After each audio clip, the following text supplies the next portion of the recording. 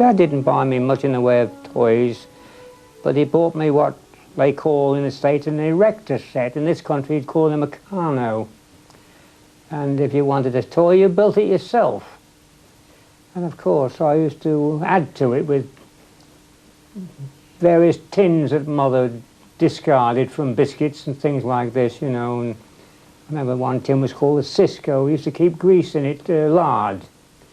And they used to make pistons out of them. It was round, you see. And I used to build lifts and things of this nature, and cranes. It was a good little set, actually. But then I'd finish and put it all away in a box, in its own box, and then start again next week to build something else.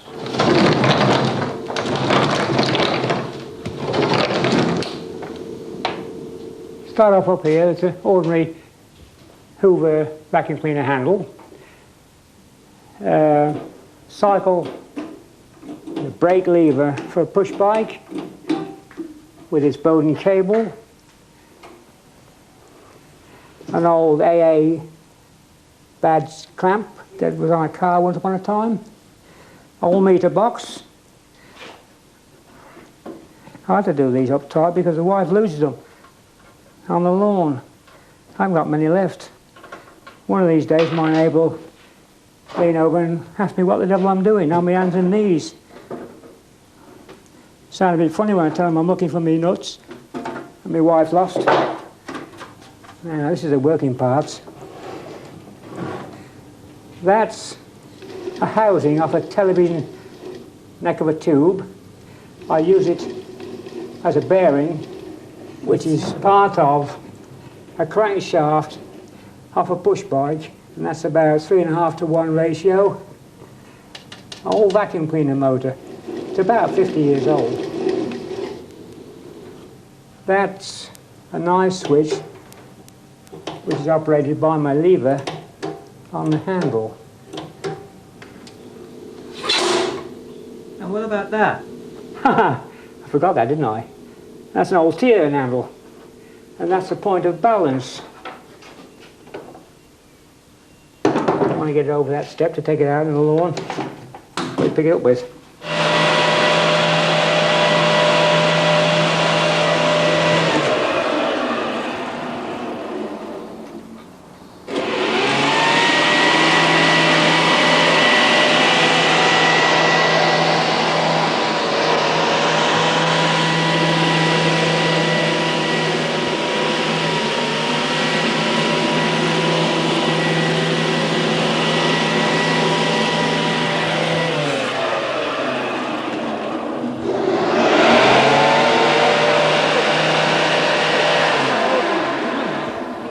You've done that?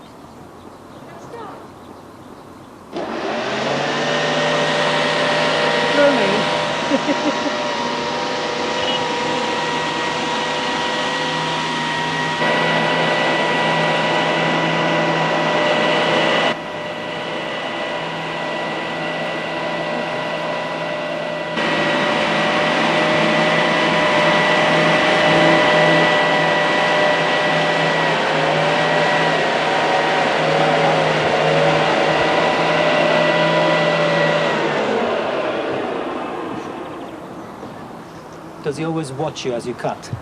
Yes, yes, but only to tell me how to do it. And I mean that. I'll leave you to it. He'd really like to do it himself, and because he can't, I think it bothers him a little bit, you know. He doesn't like to see me doing it, because I don't do it as perfection as he does it, do I really? But I get by.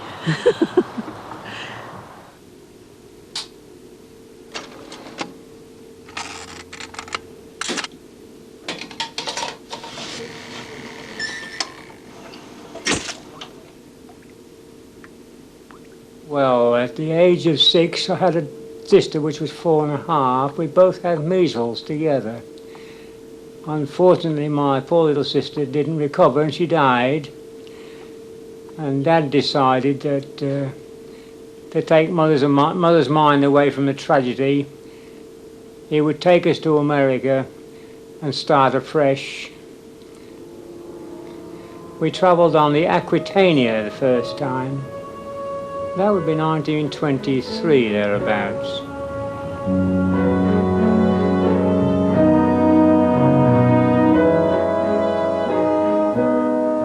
I used to love the roll of the vessel and the smell of the oakum and the ropes. You've got the taste of the sea and the salt in the air. I really loved it.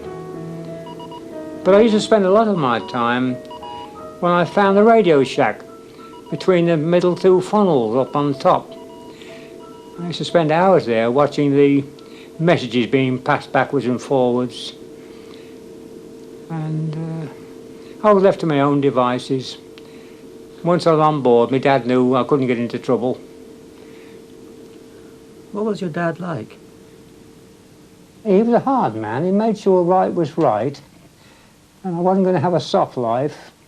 I couldn't come home with a report card with anything less than 8 in every subject. And I really got leathered if I dropped behind. Or if the schoolmaster put on a report, could do better, which means I'm not trying, I'll get a thumping for that. Do you think you're a better person because your father was severe? Well, I had to be careful, didn't I? I couldn't misbehave, that's one thing for sure. I respect him, I still do, but I mean, right up until I was 16 or 17, Dad's word was law. And he meant what he said, and he got a big hand to prove it and all.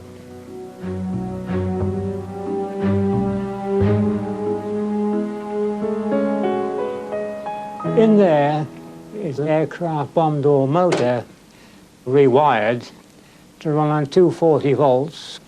Betty, you can press the button.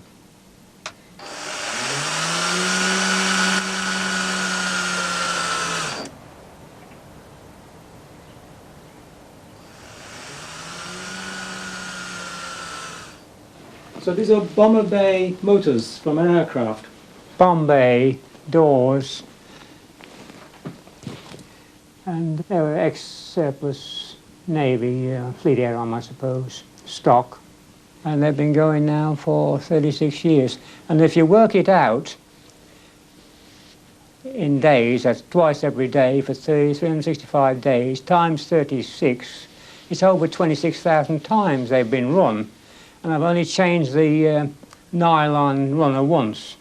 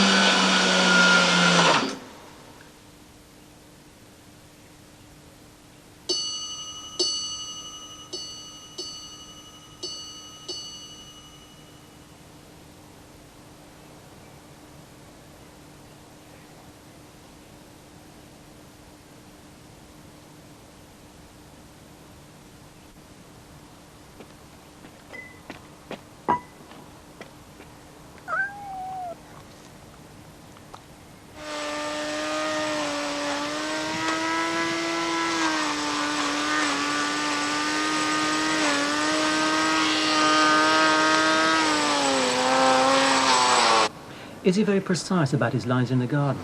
Oh, yes, yes. That's why he has to venture the trimming himself. Because I don't think I have got a good direct line, really. And I'd be all over the place. So he says I'd be all over the place. So he does that himself. Why do you think he makes the things he makes? Just for a challenge for himself, I think. Because he's always getting, well, not so much now, but he always had to be busy doing something. He doesn't like time on his hands.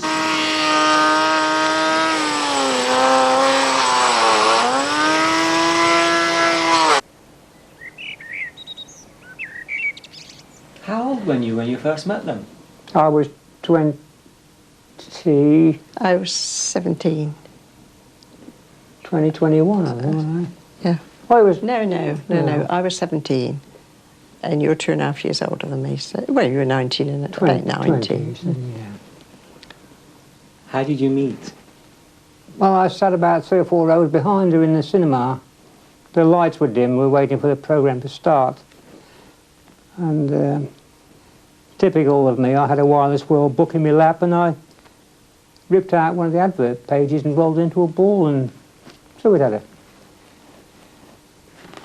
And it bounced off her head and she just turned around and I thought, I'll see if I can get nearer. And sat next to her and that was the start of it, wasn't it? Why did you choose Betty to throw that bowl of paper at? Nobody else there. Yes, there was the cinema before. Well, nobody where you were sitting. Oh. You were on your own.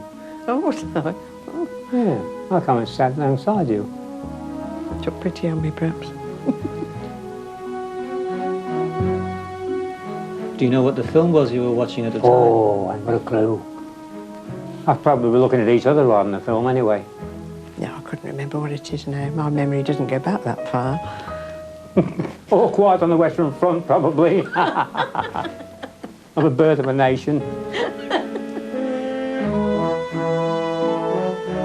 Ron was a beautiful dancer, and I was just mediocre. But we've had lots of fun together, and it's just gone on and on from there, I suppose. He's grown on me now. I was 23 when I joined the Royal Navy. By now the war was on and I joined up in December. We got married in September. I joined the Navy in December.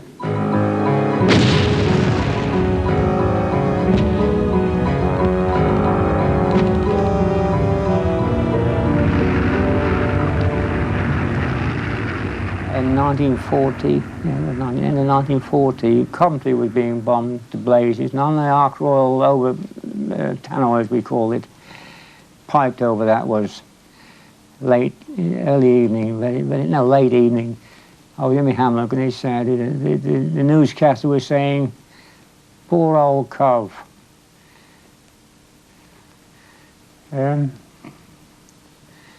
Coventry's being concentrated, the word come from. And I was worried about them. And me on the Ark Royal, worried about me.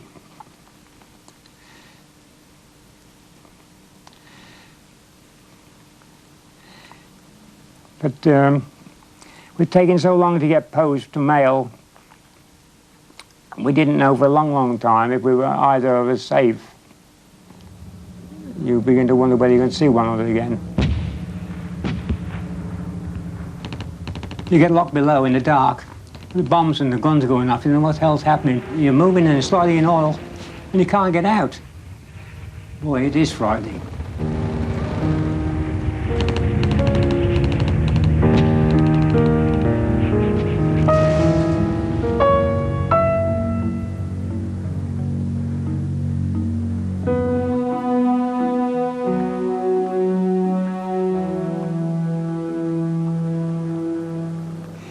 This is a piece of an old aircraft holding a leg off the Ark Royal. And these were turned with a friend of mine on a lathe down in the bowels of the ship out of a solid piece of steel. And the light housing? Well, that's biscuit tin. So is that biscuit tin. And it's an old landing light. It's damaged somewhere, I don't know, I can't remember now. But that's an old landing light, aircraft landing light, off an aircraft itself. But, and that condenser lens, I bought that when I came home. It's got a bubble in it, so I got it a bit cheap for that reason. But it's quite good enough for what I want.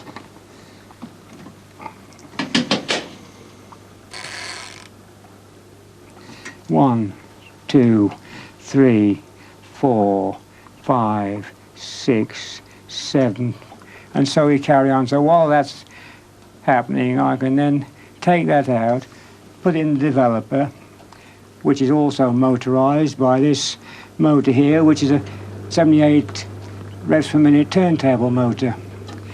Dad drives a crank, which makes that table oscillate.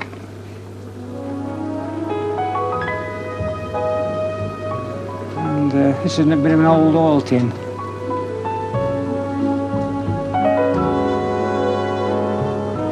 These are some of the photographs I took and enlarged. That's my old shop.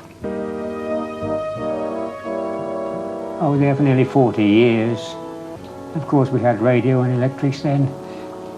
Television came into its being, and that really gave us a lift up. That's a nice photograph. I like that one. I like the reflection on the gangway there. If I have a holiday at all, I try and make it a cruising holiday if possible. Our best holiday, of course, one of our best, was when we went to Bermuda. Therefore, I named the bungalow Bermuda.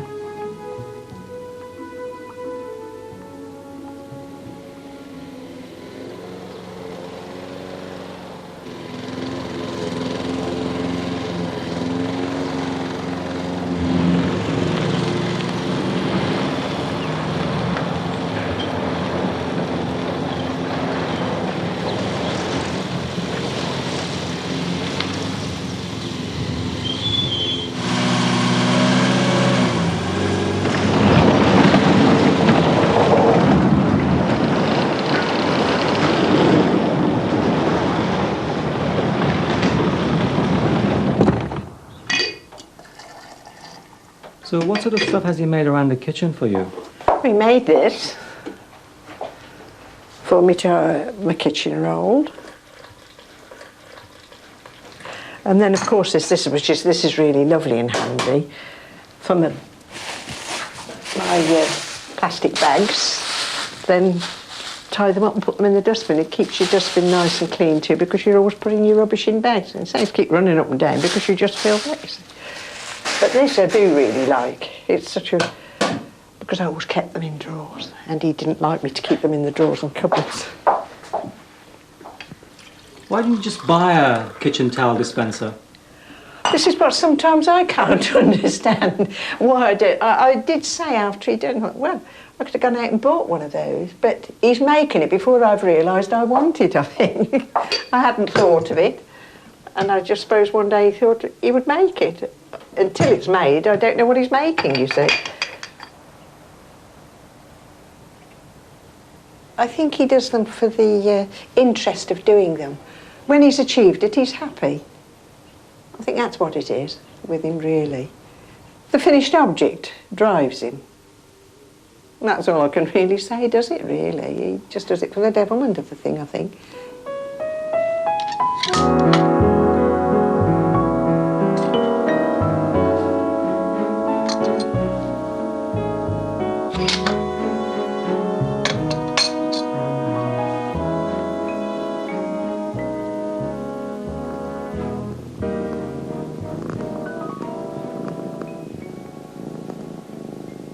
Would you like to have had children?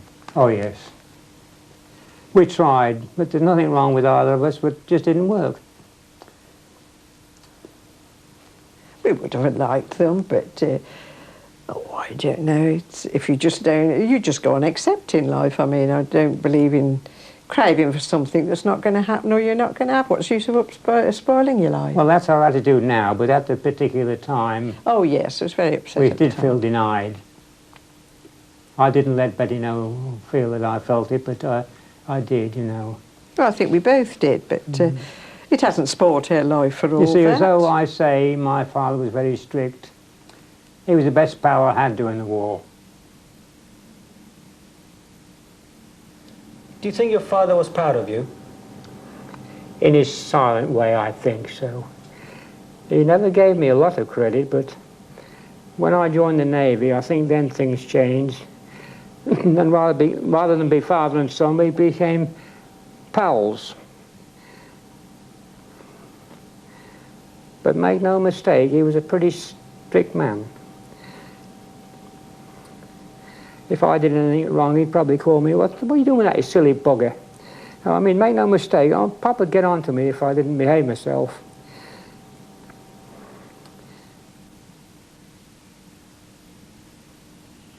box that Ron made for me when he was on the Ark Royal. He was always doing different little things. And he knew I wanted a jewel box, so he made me this, which now it's seemed perhaps a little bit worse for wear because it's well over 40 years old. But it's still nice, and I use it regular. With bits and bobs in it. I was really pleased with it when he brought it home. Is he very emotional towards you? Not really. He's not an emotional type, no. But he has, I mean, it's just one of those things. He's not one of these very expressive men, really. But I know he thinks a lot of me, and he also would look after me at any time. I've got no complaints there. Is there anything you would change about Betty? Not a thing. Not a thing. I've been very fortunate in that respect. She's not here now, so I can tell you this much. I couldn't have been more lucky to meet Betty. She's been a brick to me. I couldn't have wished for a better person.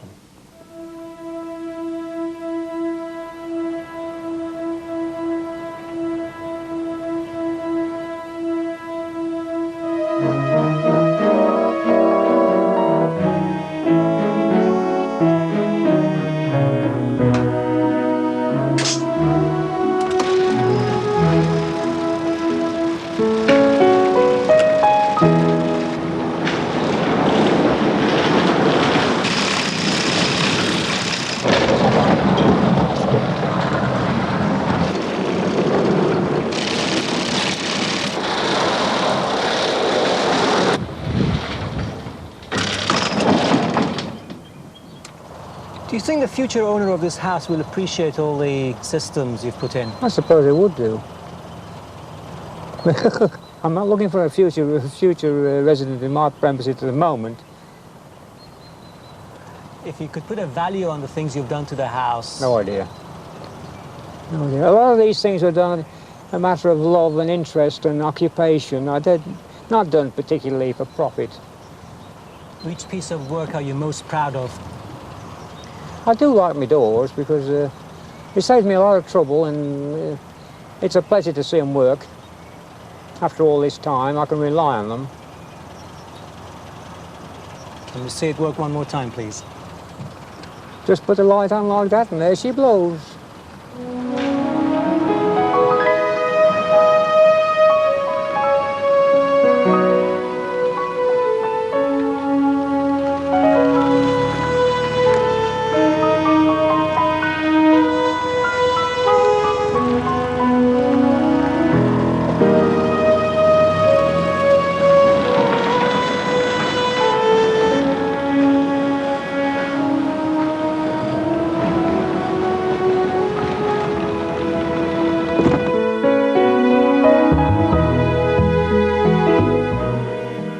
Well, that was the last in the present series of Mad About Machines. Next Thursday at 8, it's Health Alert, the first in a new investigative series tackling unexplored medical issues.